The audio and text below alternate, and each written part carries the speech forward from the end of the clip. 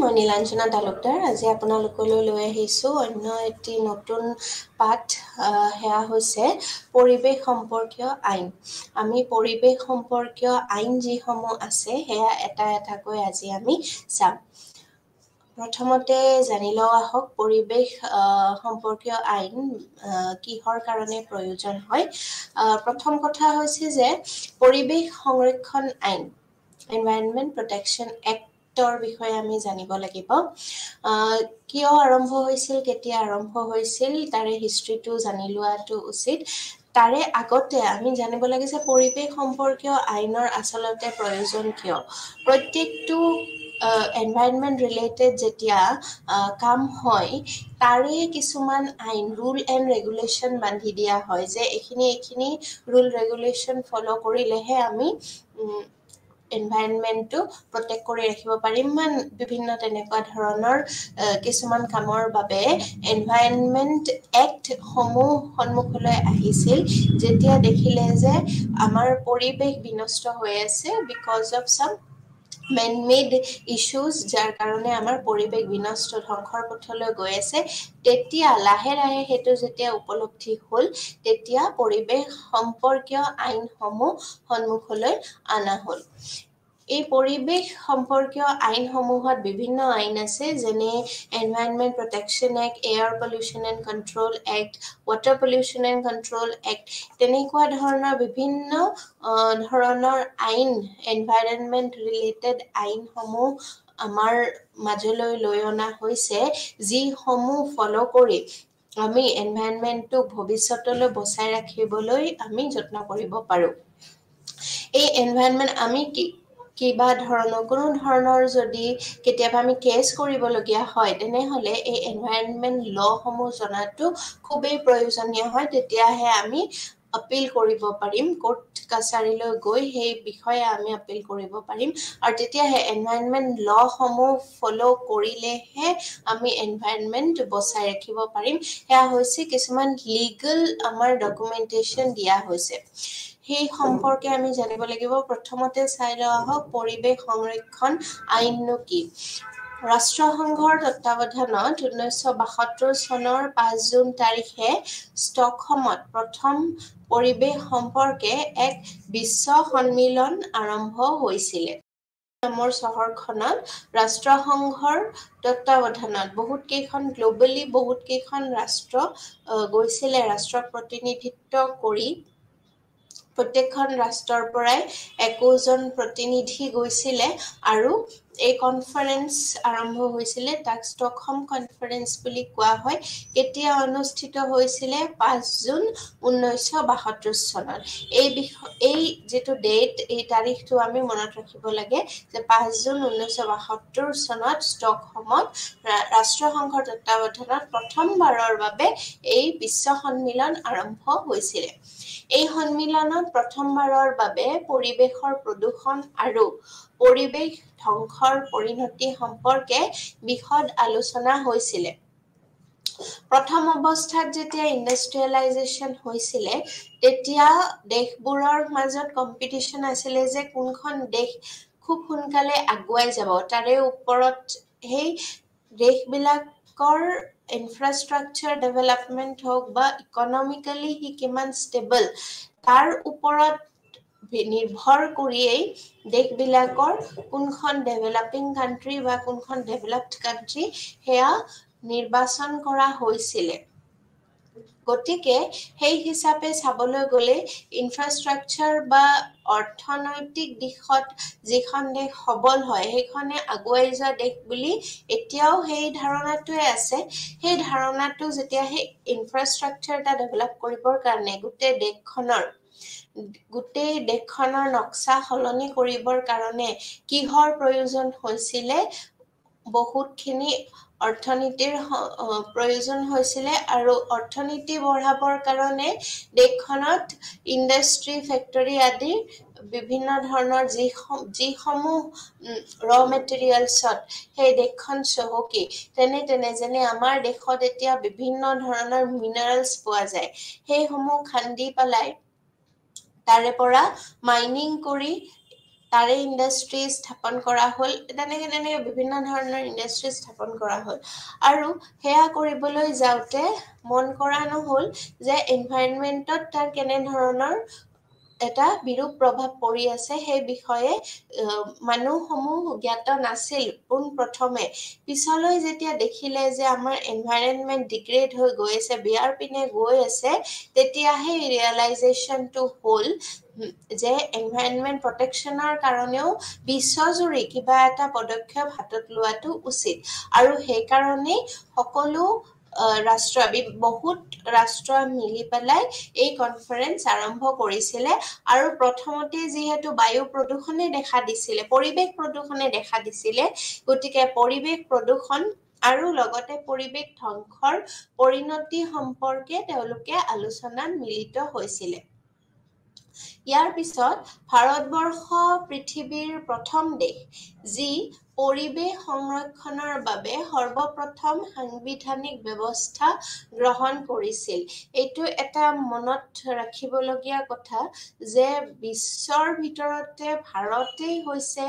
সেইখন প্ৰথম দেশ যিয়ে পৰিৱেশ সংৰক্ষণৰ বাবে সৰ্বপ্ৰথম সাংবিধানিক অৰ্থাৎ কনষ্টিটিউশ্যনেল কিছুমান মেজাৰমেণ্টছ বা সাংবিধানিক ব্যৱস্থা গ্ৰহণ কৰিছিল আৰু ইয়াৰ বাবে 1976ত যি সংবিধানত সংযোজন কৰিবলগীয়া হৈছিল তাক যিটো 42 নম্বৰ যিটো এমেণ্ডমেণ্ট আছে এমেণ্ডমেণ্ট অৰ্থাৎ সংবিধান সংশোধন বুলি কোৱা হয় এই সংশোধনৰ ফলত যি দুটা ধাৰা সংযোজন কৰা হৈছিলে দুটা ধাৰা সংযোজন কৰা হৈছিলে 42nd এমেণ্ডমেণ্টটো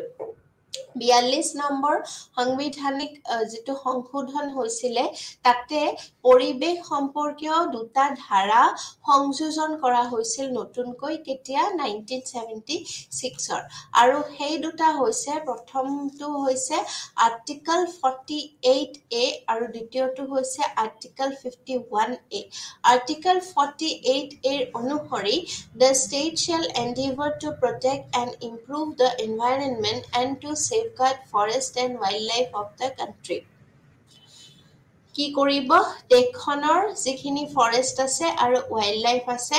তাক ইমপ্ৰুভ কৰা আৰু প্ৰটেক্ট কৰা দায়িত্ব তাৰোপৰি আৰ্টিকল 51 মতে it shall be the duty of every citizen of India to protect and improve the natural environment including forests lakes rivers and wildlife and to have compassion for living creatures আমাৰ আৰু বন্য সম্পদ যিসমূহ আছে সেই সম্পদসমূহ ৰক্ষা কৰাটো প্ৰটেকশ্যন দিয়াটো আৰু তাৰ নেচাৰেল এনভাইৰনমেণ্টটো ইমপ্ৰুভ কৰি ৰখাটো হেতু কাৰ দায়িত্ব এভৰি সিটিজেন অফ ইণ্ডিয়া ভাৰতবৰ্ষৰ প্ৰত্যেকজন নাগৰিকৰে হেয়া হৈছে কৰ্তব্য গতিকে পৰিৱেশ সম্পৰ্কীয় আইন প্ৰণয়নৰ উদ্দেশ্য পৰিৱেশক প্ৰদূষণৰ পৰা মুক্ত ৰখা আৰু পৰিৱেশক অধিক ধ্বংসৰ পৰা ৰক্ষা কৰা আমি নামটোৰ পৰাই বুজি পাওঁ যেতিয়া পৰিৱেশ সম্পৰ্কীয় আইন বুলি পৰিৱেশ সংৰক্ষণ আইন বুলি কোৱা হয় এই নামটোৰ পৰা আমি বুজিব পাৰো যে পৰিৱেশখন সংৰক্ষণ কৰাৰ ক্ষেত্ৰত যি পদক্ষেপ আমি হাতত ল'ব পাৰো সেই সমূহ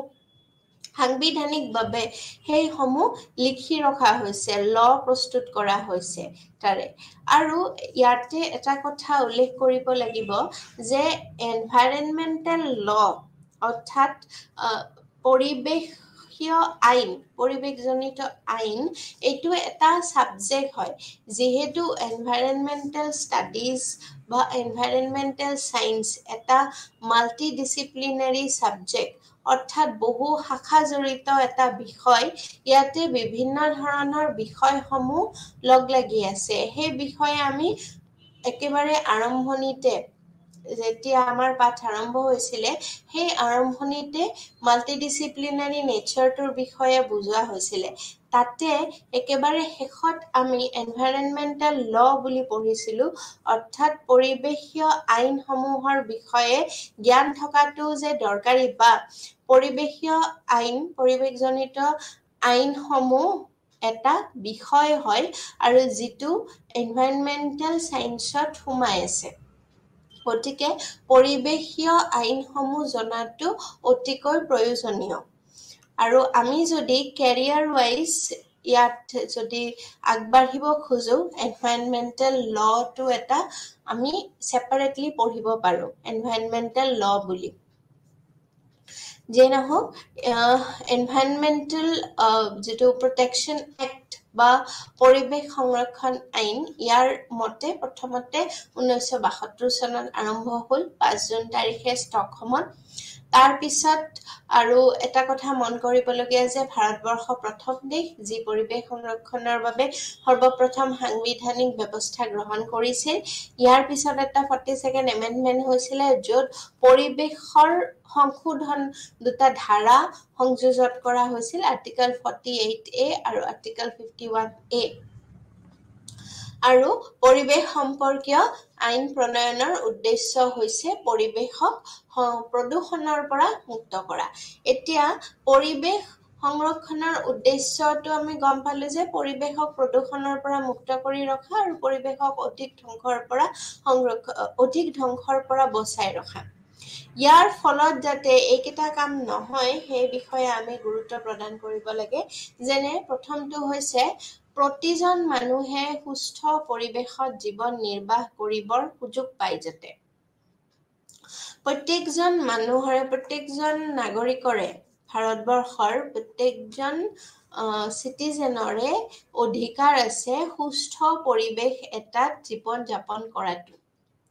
আমি যদি গুৱাহাটীৰ উদাহৰণ লওঁ তেনেহলে বৰাগাঁৱত আমাৰ আছে যেটো সলিড ওয়েষ্ট ম্যানেজমেন্ট সাইট ইয়াৰ আগৰ ক্লাছত আমি পঢ়িছিলো গোটা আৱৰ্জনাৰ বিষয়ে পঢ়িছিলো আৰু আমি যদি হেতু উদাহৰণ লওঁ তেনেহলে সেই বৰাগাঁও অঞ্চলটোত যিখিনি মানুহ আছে সেইখিনি মানুহ কিমানখিনি দুৰ্যোগ তেওঁলোকে ভুগিব লগা হৈ আছে এই কাৰণে এই পৰিৱেশ যে বিনষ্ট হৈ আছে তাৰে ওচৰে পাজৰে কিমান বায়ু প্ৰদূষণ হৈ আছে তাৰে পৰা নিগৰি যোৱা পানীয়ে দ্বীপৰ বিল দূষিত কৰিছে ইত্যাদি সেই কথাটো আমি উপলব্ধি কৰিব পাৰো আমি যেতিয়া ৰাস্তাৰে খুচকাৰি যাওঁ জাবৰ জোথৰ আমি পাওঁ জাবৰ জোথৰৰ ওচৰেৰে খুচকাৰি যাবলৈ আমি টান পাওঁ লগতে তাৰ পৰা যেটো দুৰ্গন্ধ ওলাই বা বীজাণু বিয়পে হেতু এটা কথা ঠিক তেনেদৰে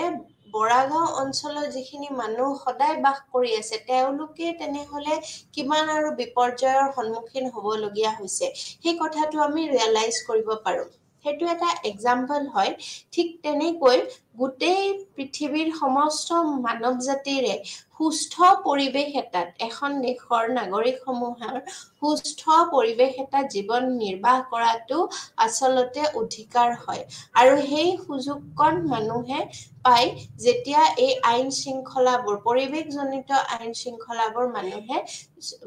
মানুহে মানি চলে ইয়াৰ পিছত 2 নম্বৰ হৈছে পৰিৱেশৰ সকলো উপাদানৰ মাজত ভাৰসাম্য বজাই থাকে ইকোলজিক্যাল ব্যালেন্সৰ কথা আমি প্ৰথমতে পঢ়িছিলো যে পৰিৱেশত যিমান ভৌতিক আৰু ভৌতিক সম্পদ আছে তাৰ লগতে যিবোৰ জীৱীয় সম্পদ আছে বায়োটিক আৰু এবায়োটিক কম্পোনেন্টস যিবিলাক আছে তেওঁলোকৰ মাজত এটা কি চলি থাকে এটা কানেকশন চলি থাকে যাক আমি ইকোসিস্টেম বুলি কোৱা হয় আৰু ইকোসিস্টেম ইকোলজিক্যাল ব্যালেন্সটো মানি চলায় ইকোলজিক্যাল যেটো ভাৰসাম্য পৰিৱেশৰ যেটো ভাৰসাম্য হেতু মানি চলাত সহায় কৰে যেতিয়া পৰিৱেশ বিনষ্ট হ'ব তেনেহলে এই সমূহ উপাদানৰ মাজত যেটো প্ৰাকৃতিক ভাৰসাম্য হেতু কিন্তু হলনি হোৱা দেখা যায় ইয়াৰ পিছত মানুহে বিশুদ্ধ পানীৰ যোগান পায় আমি যেতিয়া পৰিৱেশ আইন বনাইছো নিশ্চয়কৈ মানুহৰ তাতে কিবা এটা হিত জড়িত হৈ আছে যদিও গোটেই এনভাইৰনমেন্ট কি হয় গোটেই এনভাইৰনমেন্ট প্ৰটেকশ্যনটো আমি চাবলৈ গলে আমি এনভাইৰনমেন্ট প্ৰটেক্ট কৰিবৰ কাৰণে এনেসমূহ আইন আমি হাতত আনিছো বা এনেসমূহ আইন উঠি আহিছে আমাৰ মাজলৈ কিন্তু আমি যদি চাও ইয়াৰ পিছতো কিন্তু আমাৰ মানৱ জাতিৰে কল্যাণ হৈ আছে কিয়নো যেতিয়া পৰিৱেশ বিনষ্ট হ'ব পানী লেতেৰা হ'ব তেতিয়া সেই পানী সেৱন কৰা প্ৰাণীবিধো আমিয়েই সেই মানৱ জাতিয়ে সেই পানী no doubt অন্য জীৱ-জন্তুও খাব কিন্তু আমিও সেই পানীয়ে ব্যৱহাৰ কৰিম বা সেৱন কৰিম গতিকে মানুহৰ বিশুদ্ধ পানীৰ পোৱাটো এটা অধিকাৰ আৰু মানুহে বিশুদ্ধ পানীৰ যোগান এনেদৰে পাব পাৰে ইয়াৰ পিছত বায়ুমণ্ডল প্ৰদূষণমুক্ত হৈ থাকে আমাৰ বায়ুমণ্ডলো প্ৰদূষণমুক্ত হৈ থকাত সহায় কৰে যদি ৰুল ৰেগুলেশন সমূহ মানুহে মানি চলে বা এই ৰুল ৰেগুলেশন সমূহ যেতিয়া বনাই দিয়া হয় তেতিয়া মানুহে কিবা এটা দূষিত বায়ু প্ৰদূষণ কৰা বা পৰিৱেশ বিনষ্ট কৰা কাম কৰিবলৈ মানুহ পিছুৱাই থাকে বা ভয় খায় প্ৰাকৃতিক সম্পদ সংৰক্ষিত ৰাখে প্ৰাকৃতিক সম্পদ প্ৰত্যেকটো বিধতে প্ৰত্যেক স্তৰতে যেতিয়া আমি আইন শৃংখলা মানি চলিবলৈ যত্ন কৰিম তেতিয়া কিন্তু পৰিৱেশ নিজে বেলেন্সিঙত আহি যাব যেনেকৈ প্ৰাকৃতিক সম্পদ সংৰক্ষণো আমাৰ মানৱ জাতিৰে দায়িত্ব হয় গতিকে প্ৰাকৃতিক সম্পদ সংৰক্ষিত ৰখাটো এই আইনসমূহে সহায় কৰে ইয়াৰ লগতে মানুহ জীৱ-জন্তু আৰু উদ্ভিদৰ ক্ষতি কৰিব পৰা সামগ্ৰীৰ উৎপাদন নিয়ন্ত্ৰণ কৰিব পৰা যায় মানুহ জীৱ-জন্তু আৰু উদ্ভিদৰ ক্ষতি কৰিব পৰা সামগ্ৰী কেনে হ'ব পাৰে সেই তেনেবোৰ সামগ্ৰী এটাটো হৈছে যে যিকোনো ধৰণৰ প্ৰদূষণ যেতিয়া হয় বিশেষকৈ বায়ু প্ৰদূষণ বা পানী প্ৰদূষণ যেতিয়া হয় তেতিয়া মানুহ জীৱ-জন্তুৰ লগতে যিমান অৰ্গেনিজমছ আছে বা উদ্ভিদৰো ক্ষতি সাধন হয় গতিকে এইসমূহ যদি এই এনভাইৰনমেন্ট প্ৰটেকশ্যন এক্টৰ দ্বাৰা যদি এইসমূহ আমি জীয়াই ৰাখিব পাৰো বা ভালদৰে আমি সংৰক্ষণ ৰাখিব পাৰো তেনেহলে ইয়াৰ অন্তৰালত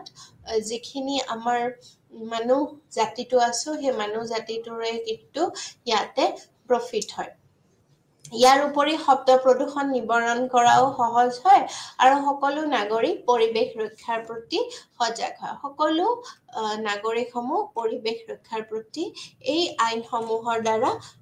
সজাগ হয় আৰু আইনসমূহ যদিও আছে সেইবোৰ ইমপ্লিমেন্টেশন ইমান সহজ নহয় ইমপ্লিমেন্ট কৰাটো সহজ নহয় বা মানুহৰ মাজত যেতিয়া এটা ভয় আহিব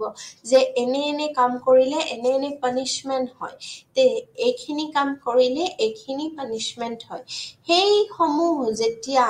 ফোকাসত আহিব বা মানুহৰ মাজত সেই স্প্ৰেড যেতিয়া হ'ব এই কথাবিলাক যেতিয়া বিস্তাৰ হ'ব তেতিয়াহে মানুহে এনেবোৰ কাম কৰিবলৈ ভয় খাব বা আগলৈ এনেবোৰ কাম কৰিবলৈ তেওঁলোক ইতস্তত হ'ব ইয়াৰ পিছত আৰু এটা চাই লৈছো ভাৰতবৰ্ষত পৰিৱেশ সংৰক্ষণৰ বাবে প্ৰণয়ন কৰা আইনসমূহ কি আছেনো সেই বিষয়ে আমি জানি লৈছো আহক পৰিৱেশ সংৰক্ষণ বা এনভাইৰনমেন্ট প্ৰটেকশ্যন এক্ট এটা ওভাৰঅল এখন এক্ট হয় য'ত আমি পৰিৱেশৰ প্ৰত্যেকটো স্তৰৰ কথাই আমি তাতে বিতংভাৱে আমি আইনসমূহ তাত উল্লেখ কৰা হৈছে ইয়াৰ ভিতৰত কি আইন আছে সেইসমূহ চাই লৈছো প্ৰথমতে আছে বন্যপ্ৰাণী সংৰক্ষণ আইন 1972 তাৰ পাছত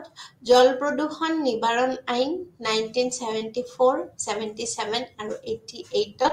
বন সংৰক্ষণ আইন মানে ওয়াইল্ডলাইফ প্ৰটেকশ্যন এক্ট 1980 বায়ু প্ৰদূষণ নিয়ন্ত্ৰণ আইন মানে এয়াৰ পলিউশ্যন কন্ট্ৰোল এক্ট 1987 পৰিৱেশ সংৰক্ষণ আইন এনভাইৰনমেন্ট প্ৰটেকশ্যন এক্ট 1981 1986 তাৰ পিছত বিপদজনক আৱৰ্জনা মানে হেজাৰ্ডাছ ওয়েষ্ট বিপদজনক আৱৰ্জনা পৰিত্যাগ আইন 1987 বিপদজনক ৰাসায়নিক বস্তু উৎপাদন আৰু আমদানি সম্পৰ্কীয় আইন 1999 বিপদজনক জীৱাণু সৃষ্টি কৰা সংগ্ৰহ কৰা আৰু সঞ্চয় কৰা নিষেধ আইন 1989 এই সমূহ আইন পৰিৱেশ সংৰক্ষণৰ অধীনত আছে বা পৰিৱেশ সংৰক্ষণৰ বাবে প্ৰণয়ন কৰা এই সমূহ আইন পৰিৱেশ সংৰক্ষণ আইন কি এতিয়া এনভাইৰনমেন্ট প্ৰটেকশ্যন এক্ট 1986 সেইখনৰ বিষয়ে আমি পঢ়ি লৈছো আহক ইয়াৰ আগতে আমি পৰিৱেশ সম্পৰ্কীয় আইনসমূহ কি কি সেই বিষয়ে আমি এটা আলোচনা কৰিলো পৰিৱেশ সম্পৰ্কীয় আইন আচলতে আমি কি কি পঢ়িব লাগে আৰু পৰিৱেশ সম্পৰ্কীয় আইনত কি কি থাকে সেই বিষয়ে আমি অৱগত হলো ইয়াৰ পিছত আমি পৰিৱেশ সংৰক্ষণ আইন বা এনভাইৰনমেন্ট প্ৰটেকশ্যন এক্ট 1986 খনত আচলতে কি কি দিয়া আছে নিয়মসমূহ কি কি দিয়া আছে সেই বিষয়ে জানি লৈছো আহক এই আইনৰ মূল বিষয়সমূহ কি কি হেয়া জানি লৈছো আহক প্ৰথম হৈছে পৰিৱেশ প্ৰদূষণ নিয়ন্ত্ৰণৰ বাবে নানা ধৰণৰ ব্যৱস্থা গ্ৰহণ কৰাৰ বাবে চৰকাৰক ক্ষমতা দিয়া পৰিৱেশ প্ৰদূষণ নিয়ন্ত্ৰণ খুবেই প্ৰয়োজনীয় পৰিৱেশ বা এনভাইৰনমেন্টাল পলিউশ্যন হেয়া কন্ট্ৰোল কৰাটো এটা নানা ধৰণৰ ব্যৱস্থা গ্ৰহণ কৰিব লগা হয় যদি বায়ু প্ৰদূষণ হৈছে বায়ু প্ৰদূষণ বেলেগকৈ তাক কন্ট্ৰোল কৰাৰ নিয়মসমূহ বেলেগ হ'ব ওয়াটাৰ পলিউশ্যন যদি হৈছে তাক কন্ট্ৰোল কৰাৰ নিয়মসমূহ বেলেগ হ'ব গতিকে এই যিসমূহ ব্যৱস্থা এই ব্যৱস্থাসমূহ গ্ৰহণ কৰাৰ বাবে ক্ষমতা কাক দিয়া হৈছে আপোনাক বা মোক তেনেকে ডাইৰেক্টলি দিয়া নাই সেই ক্ষমতা চৰকাৰক দিয়া হৈছে পৰিৱেশ সংৰক্ষণ আইনখনৰ মতে নানা ধৰণৰ প্ৰদূষণৰ সৰ্বোচ্চ সীমা নিৰ্ধাৰণ কৰি দিয়া আৰু এইবিলাক কাৰ্যকৰী কৰাৰ ব্যৱস্থা গ্ৰহণ কৰা কিছুমান লিমিট থাকে আমি যেতিয়া নয়েজ পলিউশ্যন পঢ়িছিলো শব্দ প্ৰদূষণ তেতিয়া আপোনালোকে যদি মন কৰিছিলে আমি এখন টেবল পঢ়িছিলো ৰেসিডেন্সিয়েল এৰিয়াত কিমান লিমিট হ'ব লাগে কমাৰ্শিয়েল এৰিয়াত কিমান লিমিট হ'ব লাগে সাউন্ডৰ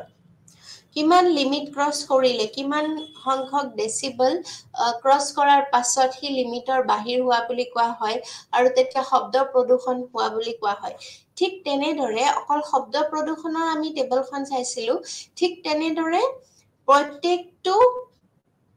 যিসমূহ প্ৰদূষণ আছে এয়াৰ পলিউশ্যন ওয়াটাৰ পলিউশ্যন তাৰে একোটা লেভেল থাকে সেই লেভেলটো যেতিয়া পাৰ হৈ যায় তেতিয়া আমি কি কওঁ সেই লেভেলটো পাৰ হৈ যোৱাৰ পিছত আমি প্ৰদূষণ হোৱা বুলি কওঁ যেনে বায়ু প্ৰদূষণ হৈছে বা পানী প্ৰদূষণ হৈছে বা মাটি প্ৰদূষণ হৈছে এনেই আমি বস্তুটো চাই ক'ব নোৱাৰো জোখমা কৰিব লাগিব আৰু তাৰ পাছত সঠিক যেটো আমি লেভেল পাম সেই লেভেলটো অনুসৰিহে আমি ডিক্লেয়াৰ দিব পাৰিম যে ইয়াত বায়ু প্ৰদূষণ হৈছে বা ইয়াত পানী প্ৰদূষণ হৈছে গতিকে এই যেটো সৰ্বোচ্চ সীমা বুলি কোৱা হয় লিমিট এই সৰ্বোচ্চ সীমা নিৰ্ধাৰণ কৰি দিয়া হয় এই আইনসমূহৰ মতে যে অমুক হলে ইমানখিনি লিমিট ইমানখিনি ইন্ডাষ্ট্ৰিয়েলাইজেশন এৰিয়াত বায়ু প্ৰদূষণেই হওক বা অন্য যিকোনো প্ৰদূষণেই হওক তাৰে লিমিট ইমান এনেকৈ এই সমূহ সৰ্বোচ্চ সীমা নিৰ্ধাৰণ কৰি দিয়া হৈছে এই কনষ্টিটিউচনত বা এই সংৰক্ষণ আইনখনত পৰিৱেশ সংৰক্ষণ আইনখনত ইয়াৰ উপৰি এইবিলাক কাৰ্যকৰী কৰাৰ বাবেও ব্যৱস্থা গ্ৰহণ কৰা হয় এই আইনখনৰ মতে আৰু নহলে যদি ব্যৱস্থা গ্ৰহণ কৰা নহয় তেনেহলে আইনখন উলংঘ কৰা হ'ব ইয়াৰ পিছত আছে কল কাৰখানা আদিৰ পৰা ওলোৱা ধোঁৱা আৰু দূষিত পদাৰ্থ নিয়ন্ত্ৰণ কৰাৰ ব্যৱস্থা কৰা আৰু এই ব্যৱস্থাসমূহ পালন কৰাৰ বাবে উপযুক্ত তদাৰকী কৰা কল কাৰখানা বিভিন্ন আছে এই কল কাৰখানা সমূহৰ পৰা আমি নিশ্চয় জানো যে ধোঁৱা ওলাই বা দূষিত পদাৰ্থ ওলাই এই সমূহ নিয়ন্ত্ৰণ এতিয়া আমি যদি দেখিছো এটা কাৰখানাৰ পৰা ধোঁৱা ওলাই আছে বা দূষিত পদাৰ্থ সমূহ ওলাই গৈ ওচৰৰ নদী বা যিকোনো ওয়াটাৰ বডিত পৰিছে গৈ আমি তাৰে এগেইনষ্টত মাথে মাতিব পাৰিম কিন্তু আইন ভাবে যিবোৰ প্ৰক্ৰিয়া আছে আইনী প্ৰক্ৰিয়া সমূহ চলাই নিলেহে বস্তুটো বন্ধ হ'ব নহলে বন্ধ নহয় গতিকে এই আইনী প্ৰক্ৰিয়াসমূহ আমি ক'ত বিচাৰি পাম আমি পৰিৱেশ সংৰক্ষণ আইন যিখন 1986 মতে আছে এই পৰিৱেশ সংৰক্ষণ আইনখনৰ মতেহে আমি সেই সমূহ ব্যৱস্থা গ্ৰহণ কৰিব পাৰিম গতিকে কল কাৰখানাৰ পৰা ওলোৱা ধোঁৱাই হওক বা যিকোনো দূষিত পদাৰ্থই হওক এইসমূহ নিয়ন্ত্ৰণ কৰাৰ যিটো ব্যৱস্থাসমূহ আৰু নিয়ন্ত্ৰণ কৰাৰ লগতে এইসমূহ ব্যৱস্থা যাতে পালনো হয় তাৰ চকু দিয়াৰ বাবে উপযুক্ত তদাৰকী কোনে কৰিব পৰিৱেশ সংৰক্ষণ আইনখনে কৰিব এই লখনে কৰিব ইয়াৰ উপৰি দূষিত বৰ্জ্য পদাৰ্থ নষ্ট কৰা বা পুনৰ ব্যৱহাৰৰ যোগেদি এইবিলাকক দোষমুক্ত কৰাৰ কৌশল উদ্ভাৱন কৰা আৰু এই কৌশল পালন কৰিবৰ বাবে কঠোৰ ব্যৱস্থা গ্ৰহণ কৰা দূষিত বৰ্জ্য পদাৰ্থ মানে পেলনীয়া যিবোৰ পদাৰ্থ আমি পেলাই দিওঁ যিসমূহ সেইবোৰ আচলতে নষ্ট কৰিব পৰা যায় বা পুনৰ ব্যৱহাৰ ৰিচাইকেল কৰিব পৰা যায় আমি যেতিয়া সলিড ওয়েষ্ট পঢ়িছিলোঁ এই বিষয়ে আমি আলোচনা কৰিছিলোঁ যে যিসমূহ ওয়েষ্ট প্ৰডাক্ট থাকে সেই ওয়েষ্ট প্ৰডাক্টসমূহ উলিয়াই আমি পেলাই দিওঁ আমি জাবৰৰ গাড়ীত পেলাই দিওঁ আৰু তেওঁলোকে তেনেকৈ লৈ যায় আৰু সেইবোৰ ডিসকাৰ্ড কৰি দিয়ে সেইসমূহ কিন্তু মাটিত পুতি একচুয়ালি স্যানিটারি ল্যান্ডফিল বনাই তাত গাঁত খান্দি পকি গাঁত খান্দি স্যানিটারি ল্যান্ডফিল তাতে সেইবোৰ পুতি থব লাগে কিন্তু তেনে কৰা নহয় এনে ওপৰতে মাটিত পেলাই থোৱা হয় আৰু সেই বৰ্জ্য পদাৰ্থসমূহ হকেই পুনৰ যদি ব্যৱহাৰ কৰিব পাৰি কিন্তু তাৰ পৰা কিছুমান কাম উলিয়াব পাৰি যেনে ৰিচাইকেল কৰাৰ পিছত সি আকৌ পুনৰ ব্যৱহাৰৰ এবিধ সামগ্ৰী হৈ পৰে গতিকে এই সমূহক দোষমুক্ত কৰাৰ কৌশল উদ্ভাৱন কৰা আৰু এই সমূহ কৌশল পালন কৰিবৰ বাবেও কঠোৰ ব্যৱস্থা কোনে গ্ৰহণ কৰিব পৰিৱেশ সংৰক্ষণ আইনে গ্ৰহণ কৰিব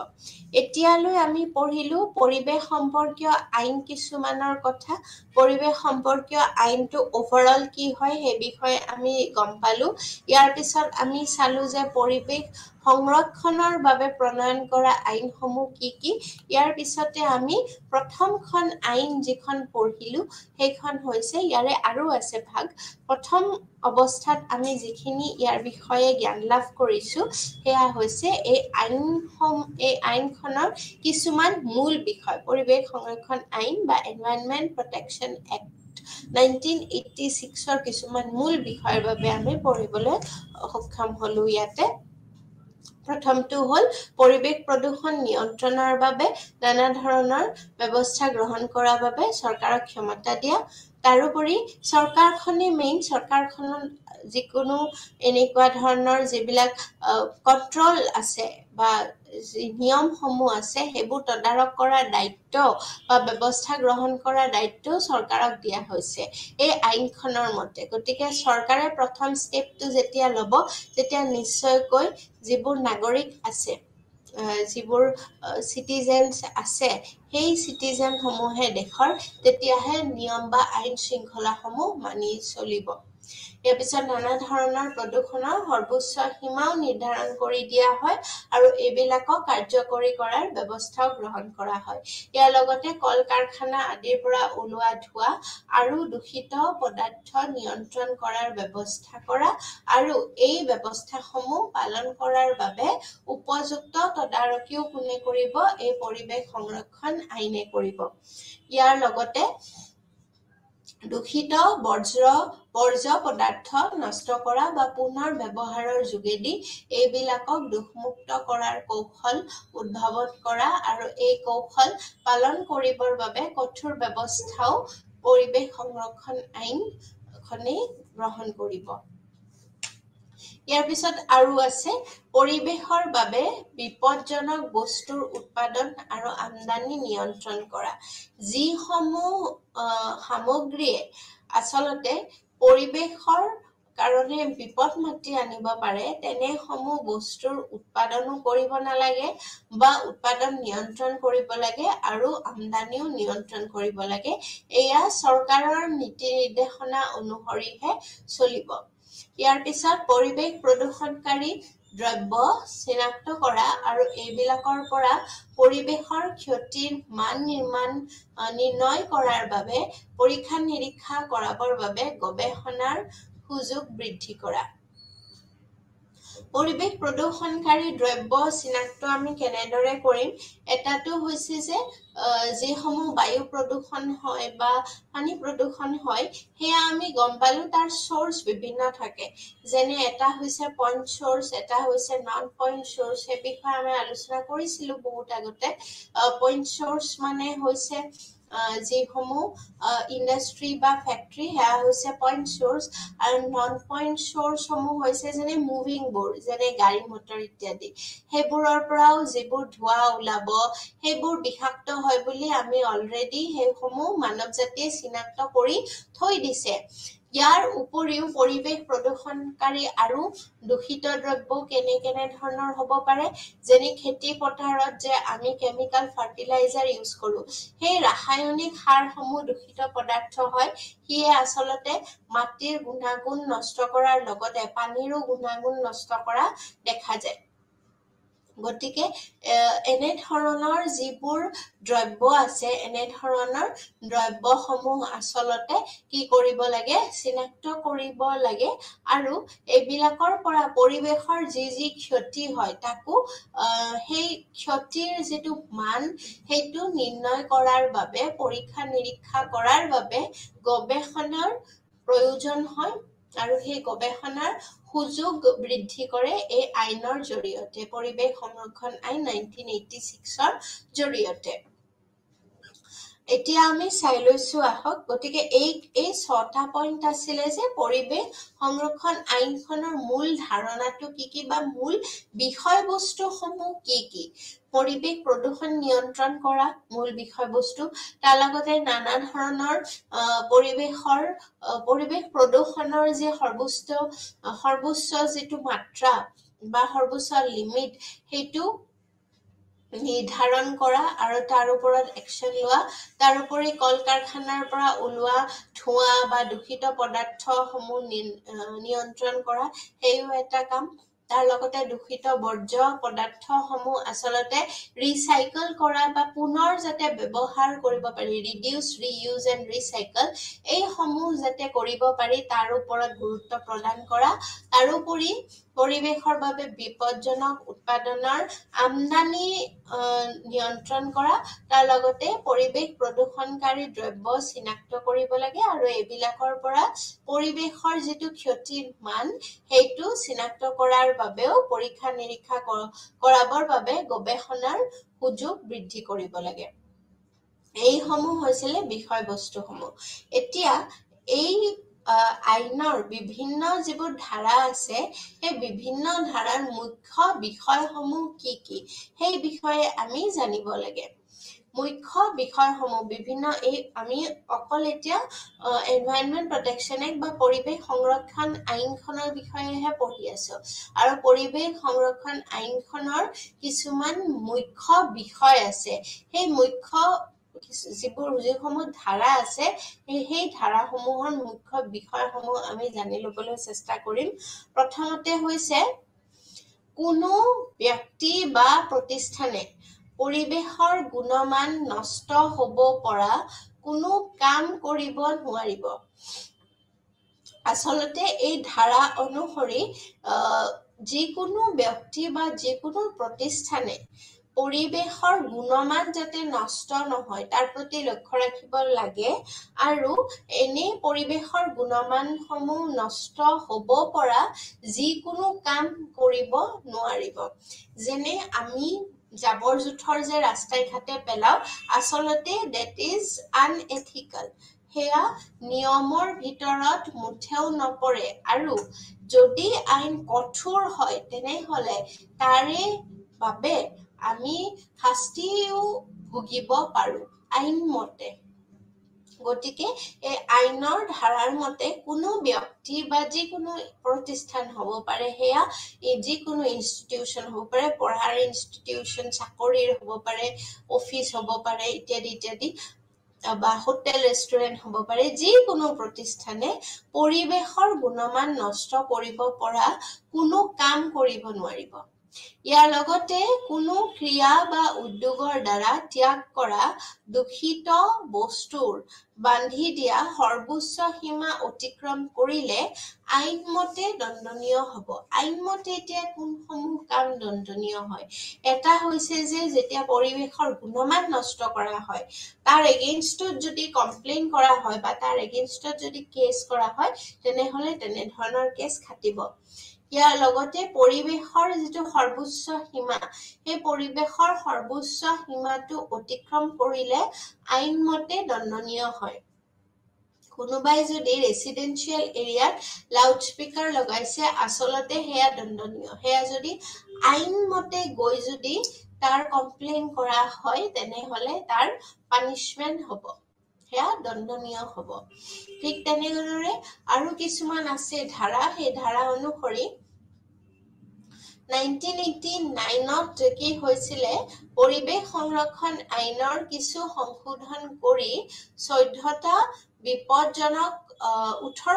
বিপদজনক বৰ্জ্য বস্তুৰ তালিকা এখন প্ৰস্তুত কৰি উলিয়াইছে আৰু এইবিলাক ত্যাগ কৰাৰ কিছুমান নিয়ম বান্ধি দিছে। এই নিয়মসমূহ কটকটীয়াভাৱে পালন কৰাৰ নিৰ্দেশ দিয়া হৈছে। 1989ত যিহেতু সাংবিধানিক এমেণ্ডমেণ্ট কিছুমান হৈ থাকে, ঠিক তেনেকৈ 18টা কি হৈছিলে, আইন সংশোধন কিছুমান কৰা হৈছিলে, যাৰ পৰিৱেশ সংৰক্ষণ আইনখনত 18টা সংশোধন নতুনকৈ যোগ দিয়া হৈছিলে, যাৰ ভিত্তিত আচলতে বৰ্জ্য বস্তুৰ তালিকা এখন প্ৰস্তুত কৰা হৈছিলে। অৰ্থাৎ যিসমূহ ৱেষ্ট প্ৰডাক্ট আছে, ৱেষ্ট মেটেৰিয়েল, সেই সমূহৰ তালিকা এখন প্ৰস্তুত কৰা হৈছিল আৰু সেই তালিকা অনুসৰি এইসমূহ বৰ্জ্য বস্তু ত্যাগ কৰাৰ কিছুমান নিয়ম বান্ধি দিছে। আমি য'তে ত'তে এনে পেলাই দিব নোৱাৰো, বা আমাৰ ঘৰৰ যিবোৰ জাবৰ আছে, সেই জাবৰত বিভিন্ন ধৰণৰ আমাৰ বস্তু থাকে, পেলনীয়া সামগ্ৰী থাকে, যেনে বেটাৰীৰ পৰা আৰম্ভ কৰি খোৱা খাদ্য বস্তুৰ পৰা আৰম্ভ কৰি কাগজ হওক বা কাপোৰ কানিয়ে হওক, এই সমূহ মিক্স আপ হৈ যায় আৰু সেইসমূহ আমি ঘৰৰ পৰা উলিয়াই দিলো। তাৰ পাছত ক'ত গৈ কি হয়, সেইবোৰ কেনেদৰে সেইবোৰ ডিসকাৰ্ড হয়, সেই বিষয়ে আমি অৱগত নহওঁ, বা আমি যেটো পঢ়িছো বা দেখিছো সেইখিনি আমি অলৰেডি ডিসকাস কৰিছো যে এনে হয়, এনেকৈ গাড়ীয়ে লৈ যায় আৰু লৈ গৈ বৰাগাঁও ডাম্পিং সাইটত তাক অকল ডাম্প কৰি দিয়ে। কিন্তু এই যিসমূহ বিপদজনক আচলতে সামগ্ৰী, সেই সামগ্ৰীসমূহ আচলতে ত্যাগ কৰাৰ কিছুমান নিয়ম বান্ধি দিয়া হয়। সেইসমূহ এনেই আমি পেলাই দিব নোৱাৰো, তাৰ কিছুমান নিয়ম থাকে, সেই নিয়ম অনুসৰিহে আমি তাক আচলতে বৰ্জন কৰিব পাৰো। আৰু এই নিয়মসমূহ কটকটীয়াকৈ পালন কৰা হৈছে নে নাই, সেইটো চোৱাৰ দায়িত্বটো হৈছে এই এনভাইৰনমেন্ট প্ৰটেকশ্যন এক্টখনৰ। ইয়াৰ উপৰিও পৰিৱেশৰ বাবে বিপদজনক বস্তুৰ উৎপাদন, আমদানি, ৰপ্তানি আৰু সংৰক্ষণৰ নিয়ম বান্ধি দিয়া হৈছে আৰু এইবিলাকৰ উলংঘন আইনমতে দণ্ডনীয়। আৰু এটা কথা মন কৰিবলগীয়া যে এই যিটো আমদানি ৰপ্তানিৰ কথা কৈছে, ইয়াতে কি ইনক্লুড হ'ব পাৰে, মিনাৰেলছ ইনক্লুড হ'ব পাৰে। ইয়াৰ পৰা মিনাৰেলসমূহ এক্সট্ৰেক্ট কৰি, মানে খান্দি উলিয়াই আনি আকৌ বিদেশত ক'বাত সাপ্লাই দিয়া, তেল সাপ্লাই দিয়া আমাৰ ভাৰতবৰ্ষত আছে, আমাৰ অসমত আছে, ডিগবৈত আছে, নুমলীগড়ত আছে। সেইসমূহ কি কৰা হয়, ৰপ্তানি কৰা হয়। ঠিক তেনেদৰে বাহিৰৰ পৰাও কিবা আমদানি কৰা হয়। তেনেকুৱা ধৰণৰ বস্তুবোৰ গছ কাটা হয়। ইয়াতে সেই গছসমূহ লিগেলি যিসমূহ ফৰেষ্টাৰ গছসমূহ কাটি সেইবোৰ বহুত দামত তাৰে কাঠ বিক্ৰী কৰা হয়। গতিকে এয়া হৈছে আমদানি ৰপ্তানিৰ কথা। কিন্তু এইবিলাক যেতিয়া আমি এটাৰ পিছত এটা ৰপ্তানি কৰিয়ে থাকিম, বিনিময়ত আমি বেলেগ এটা সামগ্ৰী লৈছো, কিন্তু ইয়াৰ পৰা যেতিয়া পইচাৰ কাৰণে আমি গোটেইসমূহ ৰপ্তানি কৰিয়ে থাকিম, এটা সময়ত গৈ আমাৰ নাবাচিবগৈ, আমাৰ ফিউচাৰ জেনেৰেশ্যনৰ বাবে সেয়া নাবাচিবগৈ। আৰু সেইকাৰণে সেই আমদানি বা ৰপ্তানিসমূহ যিসমূহ সংৰক্ষণ কৰিব লাগে, আচলতে সেই নিয়মসমূহ এই আইনত বান্ধি দিয়া হৈছে আৰু এই আইন অনুসৰিয়ে সেই নিয়মবোৰ মানি চলিহে আচলতে আমি আমদানি বা ৰপ্তানিৰ কাম কৰিব পাৰো, তেনে ব্যৱসায় আমি কৰিব পাৰো। আৰু এইবিলাকৰ যদি উলংঘন কৰে তেনেহলে সেয়াও আইনমতে দণ্ডনীয় হয়, তাৰ পানিছমেন্ট পোৱা যায়। আৰু এটা হৈছে এই আইনখন 1986ৰ যিখন আইন, সেইখন সংশোধন আকৌ কৰা হৈছিলে। সেইখন সংশোধন কৰি 1994 চনত মানে 1994 চনত এটি নতুন ধাৰা সংযোজন কৰা হৈছে। আৰু সেই ধাৰাৰ দ্বাৰা আচলতে পৰিৱেশ দূষিত কৰিব পৰা শিল্প উদ্যোগ বা তেনে প্ৰতিষ্ঠান স্থাপনৰ পূৰ্বে এনে শিল্প উদ্যোগ বা তেনে প্ৰতিষ্ঠানৰ পৰা পৰিৱেশত হ'ব পৰা ক্ষতি আৰু তাৰ প্ৰতিকাৰৰ ব্যৱস্থা সম্পৰ্কে অধ্যয়ন কৰি পূৰ্ণ বিৱৰণ প্ৰস্তুত কৰিব লাগিব। আৰু সেই মৰ্মে চৰকাৰৰ অনুমোদন পালেহে তেনে শিল্প উদ্যোগ স্থাপন কৰিব লাগিব। এই আইনৰ অনুসৰি পিছলৈ গৈ 1986ত এই যিখন আইন হৈছিলে সেইখন আকৌ পিছলৈ সংশোধন কৰা হৈছিলে আৰু 1994 চনত সংশোধন কৰা হৈছিলে। 1994 চনৰ যিটো সংশোধন, তাৰ মতে এটা নতুন ধাৰা ইয়াত সংযোজন কৰা হৈছিলে। আৰু সেই সংযোজন কৰা ধাৰাৰ অনুসৰি পৰিৱেশ দূষিত কৰিব পৰা যিসমূহ শিল্প উদ্যোগ আছে বা যিসমূহ প্ৰতিষ্ঠান আছে, প্ৰতিষ্ঠান যিকোনো ইণ্ডাষ্ট্ৰি হ'ব পাৰে, ফেক্টৰী হ'ব পাৰে, শিল্প উদ্যোগ, বাঁহ বেতৰ উদ্যোগ হ'ব পাৰে,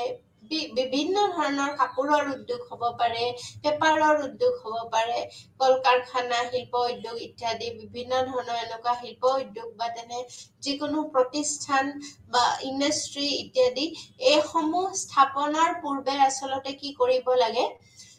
এইসমূহ প্ৰতিষ্ঠান স্থাপনৰ পূৰ্বে এনে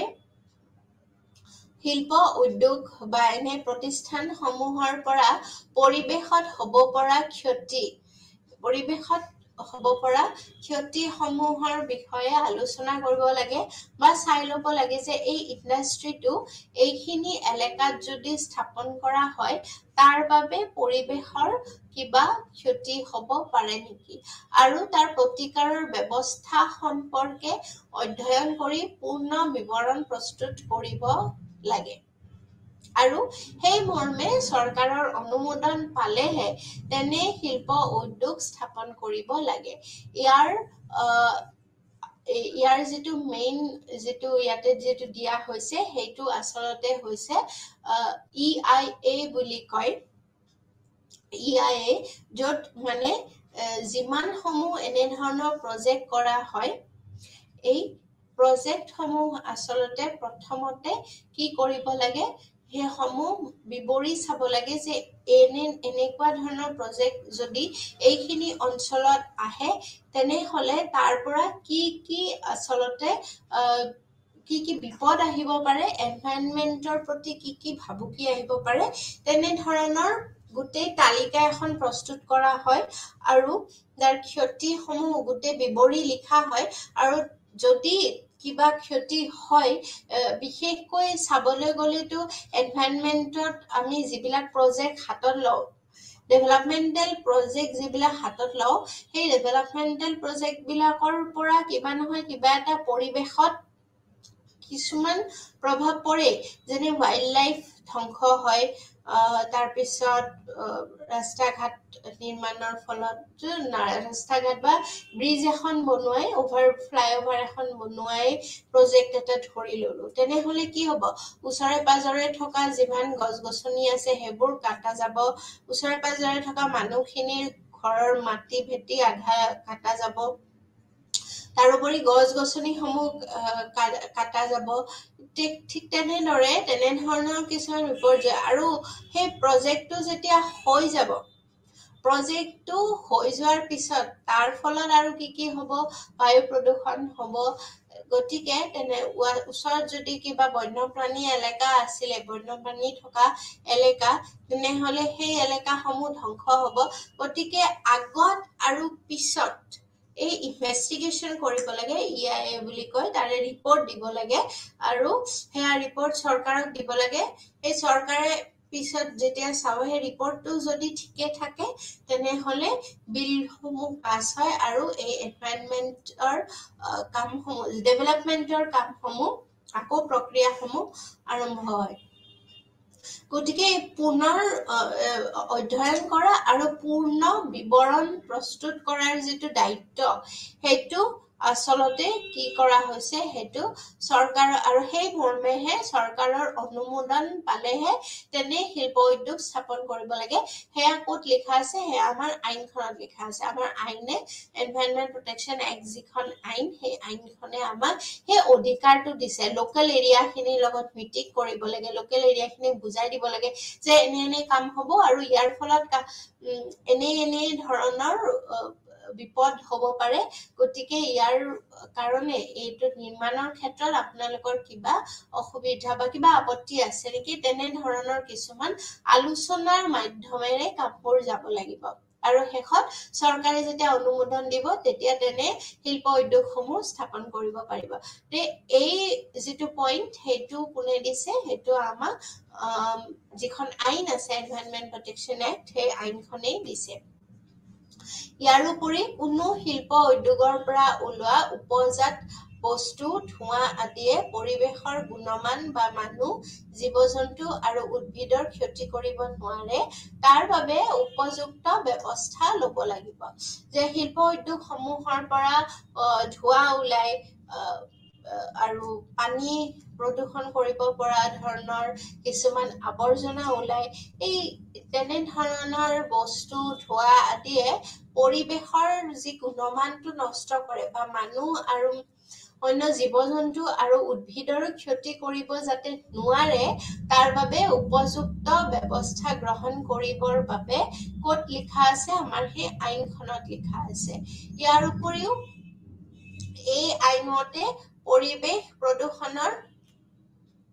পৰিৱেশ প্ৰদূষণ নিয়ন্ত্ৰণ পৰিষদক শিল্প উদ্যোগসমূহ পৰিদৰ্শন কৰি প্ৰদূষণ নিয়ন্ত্ৰণৰ ব্যৱস্থা লোৱা নোলোৱা সম্পৰ্কে পৰ্যবেক্ষণ কৰিবৰ পূৰ্ণ ক্ষমতা দিয়া হৈছে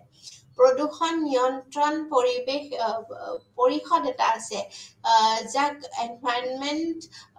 পলিউশ্যন কন্ট্ৰোল বোৰ্ড বুলি কোৱা হয় পলিউশ্যন কন্ট্ৰোল বোৰ্ড বুলি কোৱা হয় এই পলিউশ্যন কন্ট্ৰোল বোৰ্ডটোৱে এই শিল্প উদ্যোগসমূহক পৰিদৰ্শন কৰিব ইনস্পেক্ট কৰিব পৰিদৰ্শন কৰি প্ৰদূষণ নিয়ন্ত্ৰণৰ ব্যৱস্থা লোৱা বা নোলোৱা সম্পৰ্কে সেই ইনষ্টিটিউটখনে যিখন ইনষ্টিটিউট বা যিটো উদ্যোগে কিবা এটা উদ্যোগ চলি আছে সেই উদ্যোগটোৱে সঁচাকৈয়ে আচলতে পৰিৱেশ সম্পৰ্কীয় যিবোৰ নিয়ম আছে সেই নিয়মবোৰ মানি চলিলে নে নাই ব্যৱস্থাসমূহ পৰিৱেশ প্ৰদূষণ নিয়ন্ত্ৰণ কৰাৰ ব্যৱস্থা লৈছে নে নাই সেই বিষয়ে পৰ্যবেক্ষণ কৰিবৰ বাবে পলিউশ্যন কন্ট্ৰোল বোৰ্ডক পুৰা ক্ষমতা দিছে আৰু কোনে দিছে এই আইনখনে দিছে ইয়াৰ উপৰি 1986 চনৰ এই 1986 চনৰ যিখন আইন এই আইন মতে কেন্দ্ৰীয় প্ৰদূষণ নিয়ন্ত্ৰণ পৰিষদে যিটো চেন্ট্ৰেল পলিউশ্যন কন্ট্ৰোল বোৰ্ড আছে এই নিয়ন্ত্ৰণ পৰিষদে কিছুমান দায়িত্ব ৰাজ্যিক প্ৰদূষণ নিয়ন্ত্ৰণ পৰিষদক দিছে সেই দায়িত্বসমূহ চেন্ট্ৰেলি প্ৰত্যেকখন ষ্টেটতে পৰিৱেশ সম্পৰ্কীয় কেনে ধৰণৰ কাম চলি আছে সেইটো চোৱাটো পচিবল নহয় যাৰ বাবে ৰাজ্যিক ভিত্তিত কামবোৰ ভগাই দিয়া হৈছে আৰু ৰাজ্যিক প্ৰদূষণ নিয়ন্ত্ৰণ পৰিষদক এই কিছুমান দায়িত্ব দিছে যেনে শিল্প উদ্যোগসমূহক বৰ্জ্য বস্তু পৰিত্যাগ কৰা আৰু ধোঁৱা দূষিত গেছ আদি নিৰ্গমন নিয়ন্ত্ৰণ সম্পৰ্কে পৰামৰ্শ আগবঢ়োৱা আৰু প্ৰয়োজনত আইনমতে ব্যৱস্থা লোৱা এইসমূহ দায়িত্ব কাক দিয়া হৈছে ৰাজ্যিক প্ৰদূষণ নিয়ন্ত্ৰণ পৰিষদক দিয়া হৈছে তাৰোপৰি উপজাত দ্ৰব্যসমূহ পৰিৱেশত এৰি নিদি পুনৰ ব্যৱহাৰ সম্পৰ্কে উপযুক্ত উপদেশ দিয়া আৰু কাৰিকৰী দিশত এই সম্পৰ্কে সহায় আগবঢ়োৱা। আমি জানো যে ভাৰতবৰ্ষৰ বাহিৰত বিভিন্ন দেশত ৱেষ্টাৰ্ণ কাণ্ট্ৰিজত কি কৰা হয়, যিসমূহ ইলেক্ট্ৰনিক ৱেষ্ট থাকে বিশেষকৈ বা গ্লাছ আদি প্লাষ্টিক এনেধৰণৰ যিসমূহ প্ৰডাক্ট আছে সেইসমূহ আচলতে পুনৰ ব্যৱহাৰ অৰ্থাৎ ৰিচাইকেলৰ কিছুমান কোম্পানী আছে য'ত এইসমূহ ৰিচাইকেল হয়। ঠিক তেনেদৰে আমাৰ ভাৰতবৰ্ষতো তেনেকুৱা উদ্যোগসমূহ আছে যিসমূহত এইবোৰ বস্তু এবাৰ বৰ্জিত যিসমূহ পেলনীয়া বস্তু আছে এইসমূহ পুনৰ আকৌ ব্যৱহাৰৰ যোগ্য কৰা তেনেকুৱা ধৰণৰ ফেক্টৰী কিছুমান আছে আমাৰ ভাৰতবৰ্ষতো বা আমাৰ অসমতো আছে। সেই তেনেধৰণৰ যিবিলাক ৰিচাইক্লিং ফেক্টৰীজ যিবিলাক আছে সেইসমূহ আৰু বেছিকৈ বাঢ়িব লাগে আৰু তেওঁলোকৰ কামটো নিয়ম মতে কৰি যাব লাগে যাতে এই দ্ৰব্যসমূহে পৰিৱেশ বিনষ্ট কৰিব নোৱাৰে। সেয়েহে তাক পুনৰ ব্যৱহাৰ সম্পৰ্কে উপযুক্ত উপদেশ দিয়া আৰু কাৰিকৰী দিশত এই সম্পৰ্কে সহায় আগবঢ়োৱাটো এই 1986 চনৰ আইনখনৰ অন্তৰ্গত আৰু এই আইনখনে এই দায়িত্বসমূহ কাক ভগাই দিছে, কেন্দ্ৰীয় প্ৰদূষণ নিয়ন্ত্ৰণ পৰিষদে ৰাজ্যিক প্ৰদূষণ নিয়ন্ত্ৰণ পৰিৱেশত এয়া গতাই দিছে এই দায়িত্বসমূহ। ইয়াৰ উপৰি ৰাজ্যৰ বায়ু, পানী আৰু মাটিৰ প্ৰদূষণ সম্পৰ্কে নিয়মিত সমীক্ষা চলোৱা আৰু চৰকাৰক এই সম্পৰ্কে অৱগত কৰা আৰু উপযুক্ত ব্যৱস্থা ল'বৰ বাবে পৰামৰ্শ। বায়ু প্ৰদূষণ আছে, পানী প্ৰদূষণ বা মাটিৰ প্ৰদূষণ এই সম্পৰ্কে নিয়মিত সমীক্ষা চলাব লাগিব। নিয়মিত ইয়াৰ যিটো ইনভেষ্টিগেশ্যন সেইটো নিয়ম মতে চলি থাকিব লাগিব। ৰেগুলাৰ ইনস্পেকশ্যন চলি থাকে আৰু চৰকাৰক এই সম্পৰ্কে অৱগত কৰা আৰু উপযুক্ত ব্যৱস্থা ল'বৰ বাবে পৰামৰ্শ দিয়াটো এই আইনখনৰ মতে কৰা হৈছে আৰু এই আইনখনে এই বিভিন্ন ধৰণৰ কামবোৰ চাই আছে, এনভাইৰনমেন্ট প্ৰটেকশ্যন এক্ট যিখন। কিন্তু এই পৰিৱেশ সংৰক্ষণ আইনৰ কিছুমান প্ৰতিবন্ধকতাও আছে, অৰ্থাৎ কিছুমান ড্ৰবেক্স আছে। সেই ড্ৰবেক্সসমূহ কি সেয়া আমি চাই ল'ব লাগিব। প্ৰথম কথা হৈছে যে প্ৰদূষণ নিয়ন্ত্ৰণৰ ক্ষমতাৰ বেছিভাগ কেন্দ্ৰীয় চৰকাৰৰ হাতত দিয়া হৈছে। প্ৰদূষণ নিয়ন্ত্ৰণৰ যি ক্ষমতা আছে সেয়া বেছিভাগ কাৰ হাতত আছে? চৰকাৰৰ হাতত, কেন্দ্ৰীয় চৰকাৰৰ হাতত আছে, তাৰ চেন্ট্ৰেল বৰ্ডৰ হাতত আছে। মাত্ৰ কেইটামান নিয়ন্ত্ৰণ ক্ষমতা ৰাজ্য চৰকাৰে পাইছে। ইয়াৰ ফলত ৰাজ্যিক স্তৰত প্ৰদূষণ নিয়ন্ত্ৰণৰ অনেক অসুবিধাই দেখা দিছে। ভাৰতবৰ্ষ এনে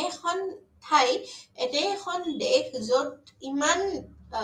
ডাইভাৰ্ছ আমাৰ ৱেডাৰ কণ্ডিশ্যনেই হওক ইত্যাদি যিসমূহ ৰাজ্য আছে সেই ৰাজ্যসমূহৰ আমি যদি চাওঁ তাত যিটো থকাৰ যিটো এটা বা জীৱন ধাৰণৰ যিটো প্ৰণালী প্ৰত্যেকখন ষ্টেটতে বেলেগ বেলেগ, সেয়া আমি মন কৰিলে দেখা পাম। প্ৰত্যেকখন ষ্টেটতে বাৰু জাবৰো আছে আৰু এটা ওভাৰঅল ইণ্ডিয়ান লাইফষ্টাইল যদি কওঁ তেনেহ'লে এটা ওভাৰঅল আছে, কিন্তু যদি আমি যদি ডিপলি চাবলৈ যাওঁ তেনেহ'লে প্ৰত্যেকখন ষ্টেটতে বেলেগ বেলেগ ধৰণৰ জীৱন ধাৰণৰ প্ৰণালী আছে আৰু সেই হিচাপে সেইখন ৰাজ্যৰ যিসমূহ প্ৰদূষণ সেয়াও কম বেছি পৰিমাণে বেলেগ বেলেগ ধৰণৰ হ'ব আৰু সেই প্ৰদূষণ টেকল কৰা, নিয়ন্ত্ৰণ কৰাৰ যিটো এটা আহিলা সেইটো বেলেগ বেলেগ হ'ব।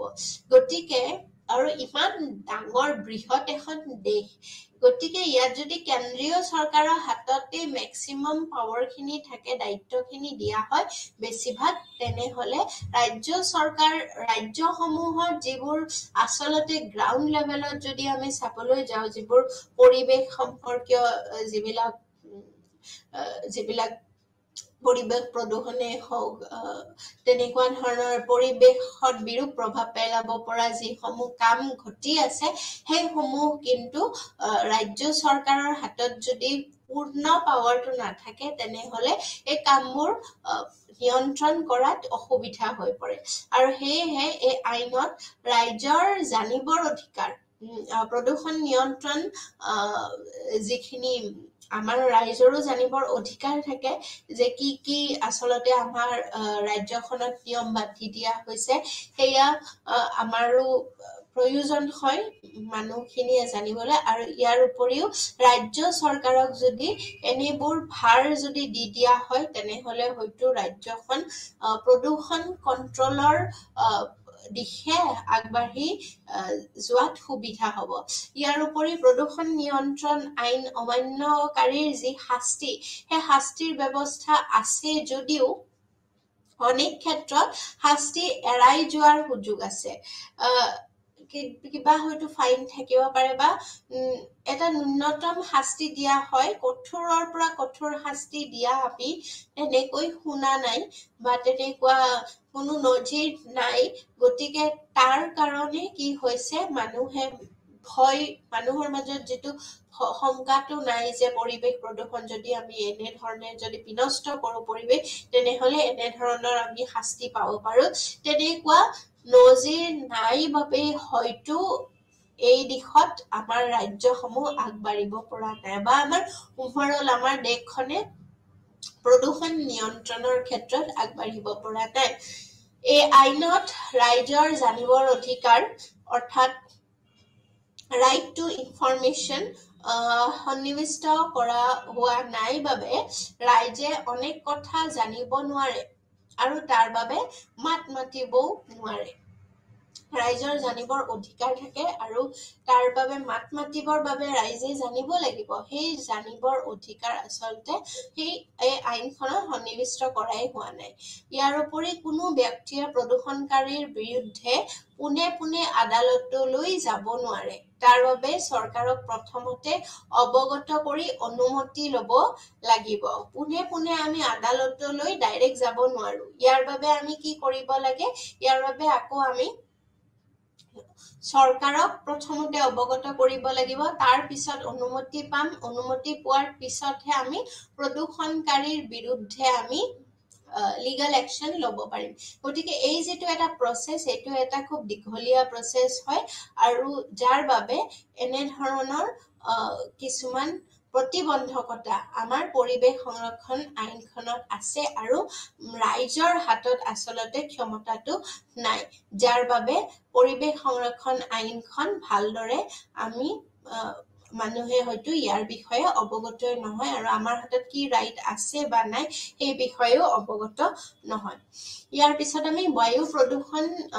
আৰু নিয়ন্ত্ৰণ আইন 1981 চনৰ যিখন সেইখনৰ বিষয়ে চাই লৈছো আহক এই আইনৰ এখতিয়াৰৰ ভিতৰত বায়ুৰ প্ৰদূষণ